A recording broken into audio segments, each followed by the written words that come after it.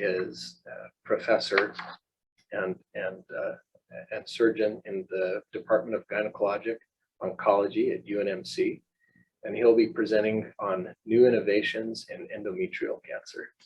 Take it away. Hello, everybody. As Nate said, I've been here at the university for about 20 years and I'm a gynoncologist, and try and bring you up on to date on some of the newer innovations and some of them demographics. There was an excellent review that Nate had on the multiple studies, including PORTEC and the GOG studies, which seem to lead the way. I kind of joke sometimes that we'll have the answers when we have PORTEC 25 or 30 done, but the reality is endometrial cancer is a very interesting and fascinating topic. Over many years, I would be kind of upset when I hear, "Oh, don't worry about it, it's just endometrial cancer." Endometrial cancer is a significant issue, as I'll kind of bring up here. First of all, I need to do my, let's see, I'm not getting my conflict of interest. I have no financial conflicts. I do have to note that I am on several NCCN committees, uterine, ovary, cervix, vulva, gestational trophoblastic neoplasia, and they keep me pretty busy in that regard. The objectives of my talk today will be show the increasing role of precision therapies for endometrial carcinoma, surgical advancements for endometrial carcinoma, and the demographics of endometrial carcinoma. Contrary to belief, endometrial cancer does have significant morbidity associated with it, and more commonly, the incidence is going up. It's one of the few cancers that we deal with now that is increasing incidence on a yearly basis. It's projected by the American Cancer Society that this year there'll be approximately 66,570 new diagnoses of endometrial cancer, and of those 66,000, they expect just under 13,000 deaths are projected for this year. It's the fourth most common new cancer for women in the U.S., and it's a sixth leading cause of death from cancer for women in the U.S. Also in developing countries, it's becoming more and more problematic. It is now, I believe, number 4 in the world for deaths in women from cancer. As I noted, it has increased in its incidence annually for the last 20 plus years, and on a large review that was performed, it averages a 0.7% annual increase in incidence. That's been attributed primarily to the obesity epidemic in this country, as well as the rest of the Western world. But the death rate also is increasing by 1.1% annually. And that is probably most attributed to the fact that we're seeing much more of the high-risk cancers, the serous carcinomas, the carcinosarcomas are much more commonly seen now than they have in the past. When I first started doing gynecology about 40 years ago, the thought was about 10% of our endometrial carcinomas were high risk. Now we're seeing probably in the order of 30 to 35%. Unfortunately, there's an increased risk of death in Blacks who develop endometrial cancer in this country. 9 per 100,000 individuals, Blacks will die of endometrial carcinoma versus 5 per 100,000 in whites. And Asians and Hispanics are somewhere in the order of 4 to 5 per 100,000. There's a similar incidence of about 27% or 27 per 100,000 in our Black and white populations versus 23 per 100,000 in the Asian and Hispanic populations. The major difference, however, is the fact that in the Black population, about 47% of endometrial cancers are the common endometrioid type, whereas in the other racial groups, it's on the order of 68 to 70%. That's still a significantly change from what it was probably 40 years ago. The other difference that we notice is that in about 66% of Hispanics, Asians, and Caucasians, the tumor is a stage 1 or 2 at the time of diagnosis versus only 55% in the Black population. Now, much of that is probably attributed to the fact that they're also developing the high-grade, the serous carcinomas, in particular carcinosarcomas, which tend to have a much more rapid progression and stage, often higher at the time of diagnosis. About 40 years ago, we started looking at endometrial cancers, and we actually divided them into 2 types based upon their profile. The most common type was the type 1. It's often associated with obesity and estrogen excess. We see these in morbidly obese patients typically. Also, we see these commonly in younger patients, such as infertility patients who have polycystic ovarian syndrome or anovulatory cycles, and they develop estrogen excess, and they develop a type 1 endometrial carcinoma. The type 1 carcinomas are noted for their lower grade at time of diagnosis. They're typically a grade 1, and they tend to be a stage 1 or stage 2 at time of diagnosis. As I noted before, they're they're seen much higher in the Caucasian, Hispanic, and Asian populations, and less commonly in the Black population. We're not sure why that occurs, but it is an ongoing issue and is being studied very heavily. The type 2 more commonly is felt to be far more aggressive. It is not associated with obesity or estrogen excess, and typically is seen in elderly women who are oftentimes may even actually be underweight. These tend to be grade 3 carcinosarcomas, clear cells, and serous types. Much higher instances, as I noted, in the Black population. Again, probably 40 years ago, we thought it was about 10%. Now it's bordering on as high as 30% in some studies. When I recently looked at our population over a 6-year period of time, it was just at 30% of our cases were of this type. So moving on to what has changed a lot. We'll start first of all with surgery. I'm a surgeon at heart, and Dr. Benny knows that I pull his chain about that occasionally, about asking if he wants to come to the operating room with me, and he doesn't seem to want to do that.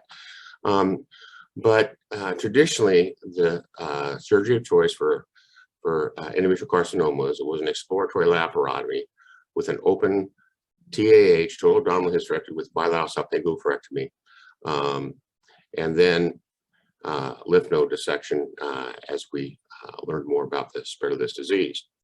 In 1984, Kurt Sem, who's a gynecological surgeon in Germany, described using laparoscopic assistance for a vaginal hysterectomy. Prior to that time, laparoscopic procedures in GYN were used primarily for evaluating for endometriosis, chronic pelvic pain, tubal ligations, but were not used for, had not been used at all for hysterectomy. So his article in 1984 was going to actually change the practice of gynecology around the world. And then in 1989, Harry Reek, who's actually here in the US, he described a laparoscopic assisted vaginal hysterectomy, which even became more involvement of laparoscopy. And to give you an example of the change that we have seen, in the PORTEC-1 trial, there were over 700 patients that were enrolled in the trial. All of those patients were done via open technique, and that closed in 2001. Moving forward, in the Gynecological Oncology Group designed a protocol called LAP2, and it was a prospective randomized protocol of looking at laparoscopic versus open hysterectomy and staging. This opened in 1996 and closed to accrual in 2005. In both arms, there was a total of just under 2,700 patients that were evaluable. In the laparoscopic arm, it had 1,698, and in the open arm, there was 920 patients. What they noticed in the LAP2 was that there was less post-op complications in the laparoscopic arm. However, there was a longer operating time, almost about an hour time. And the other thing that was important and was one of the problems that we saw with this study was that 25% of laparoscopic patients had to be converted to open procedure. And the primary reason for that was once patients received BMI of about 32 to 35, it was almost if you looked at the graph of the patients, they almost went straight up, requiring to get into an open procedure. And a lot of it is because getting the planes to open up and to deal with the pannus and tissue became very, very difficult. Now understand, this also was a study that was done with straight stick laparoscopy. This was not done with robotics at all. And we'll talk a little bit about the role of robotics here in the future. But needless to say, this was a major improvement. The final conclusions were that laparoscopy and laparoscopic staging should be significantly used in endometrial carcinoma.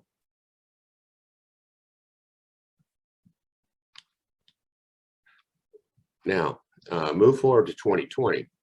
At the SGO meeting last year, a paper was presented by Dr. Fader out of Johns Hopkins, looking at the SGO registry, which is a registry of about 25 centers, which are equally, I think there's 13 academic centers and there's 12 non-academic centers that participate in the registry.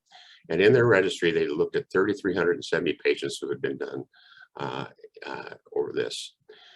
Now, the national average at this time is about 60% of endometrial carcinomas are being done minimally invasive. However, in the GOG, or in the, excuse me, the SGO registry of the procedures were done there, 73.9% were done robotically, and 13.5% were done with straight stick laparoscopy, even to about 88% or 89% were being done with minimally invasive techniques. We also considered vaginal hysterectomy.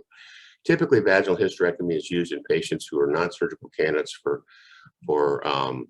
any prolonged study or surgery. The plan is not to do lymph nodes because you can't get to them, but it's typically just to remove the central tumor.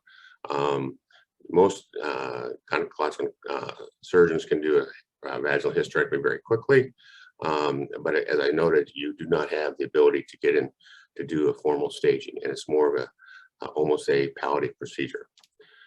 What they also noticed in the SGO registry again was looking at the minimally invasive, there were less complications and less ICU admissions that were seen in the patients who had minimally invasive surgeries compared to the patients who had open procedures.